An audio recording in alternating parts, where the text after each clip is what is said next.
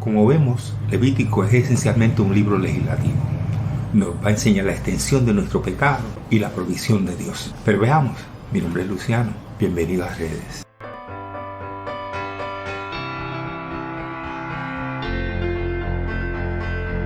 El libro de Levítico lo podemos dividir básicamente en dos grandes secciones. La primera nos enseña la manera aceptable de acercarnos a Dios, o sea, los sacrificios, los capítulos del 1 al 17. Y la segunda parte nos enseña cómo mantenernos aceptos al Señor, la santificación, del capítulo 18 al 27. Empieza el Levítico en 1:1 diciendo que llamó Jehová a Moisés y la habló con él desde el tabernáculo de reunión, diciendo. Esto va a pasar mucho en el libro de Levítico. Constantemente nos va a enseñar que lo que estamos leyendo es palabra de Dios que le dio a Moisés mientras estaba en el Sinaí.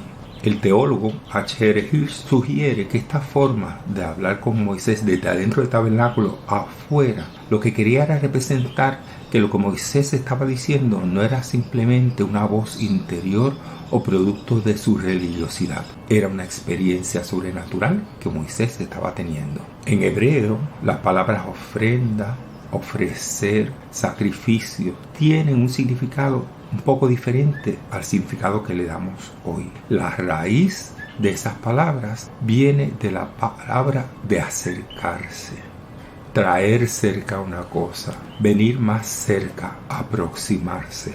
Por lo tanto, Levítico le está enseñando al pueblo de Israel cómo acercarse a Dios. Este acercamiento o comunión con Dios se debe en muchas fases, en la propiciación, en la gratitud y en la petición. Levítico da claramente por sentado que el que se acerca a Dios no lo puede hacer con las manos vacías. Hoy día, el creyente se acerca a Dios con el mismo don de Dios, con su Hijo, como fundamento de su aproximación e intimidad.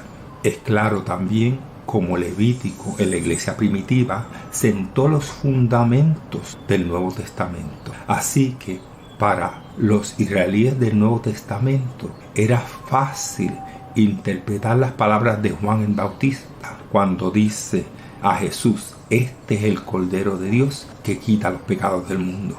Y cuando entramos en el tema de los sacrificios, el capítulo 1 nos habla del primer tipo de sacrificios, el holocausto. El holocausto, como vemos, se ofrecía diariamente 2 veces al día y se destaca porque este tipo de sacrificio se quemaba completamente en el altar. Se consideraba el sacrificio más perfecto y representaba la dedicación y el darse del oferente.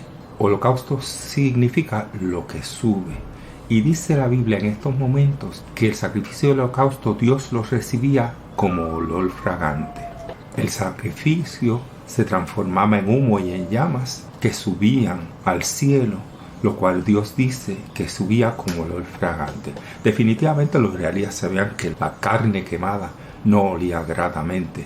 Así que el decir que era como olor grato al Señor, lo que estaba era queriendo decir que Dios lo aceptaba y se agradaba de su ofrenda. También está claro decir que los israelíes sabían que Dios no iba a comer ese sacrificio. Era una representación simbólica de la entrega del hombre a Dios. Algunos teólogos nos dicen que quizás eso fue lo que quiso decir Pablo en el libro de Romanos, hablando del holocausto. Este sacrificio, en el capítulo 3 decía que sería un vacuno macho sin defecto. Sin embargo, Dios da la oportunidad para que diferente animal fuera dependiendo de las capacidades del oferente. El capítulo 2 nos habla de otro tipo de sacrificio.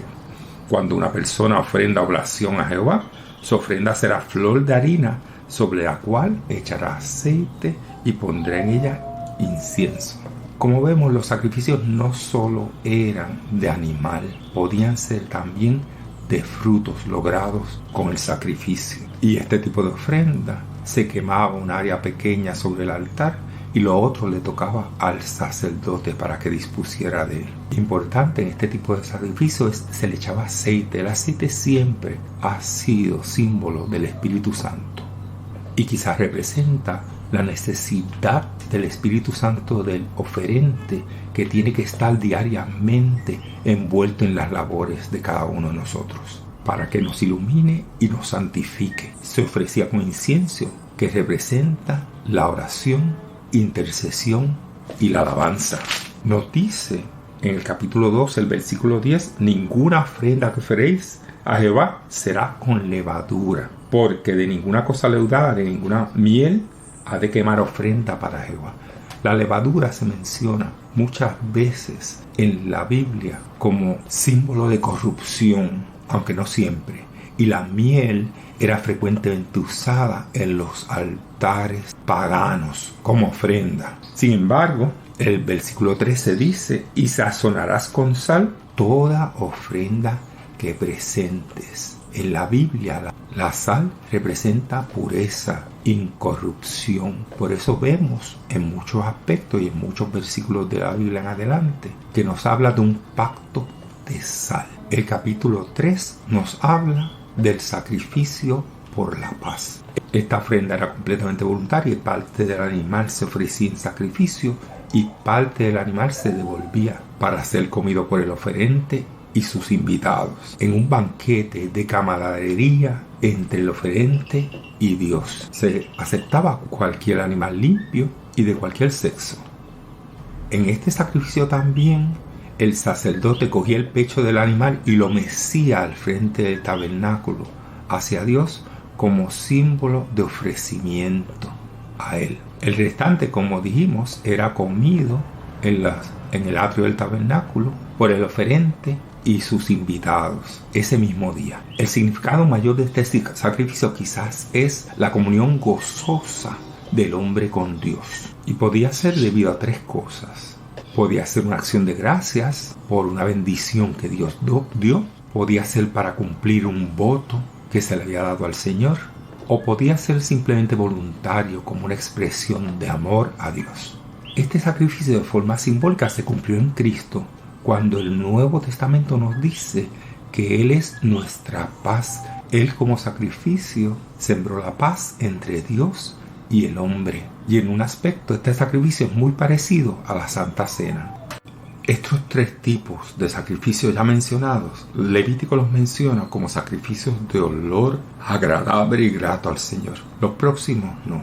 El próximo sacrificio que vamos a discutir está en el capítulo 4 y es el sacrificio por el pecado. El 4.2 lee así: habla a los hijos de Israel y diles, cuando alguna persona pecare por hierro en alguno de los mandamientos de Jehová sobre cosas que no se han de hacer o hiciera alguna de ellas, por el pecado que habrá cometido, tendrá un sacrificio. Así que este sacrificio es por el pecado cometido por ignorancia, por hierro.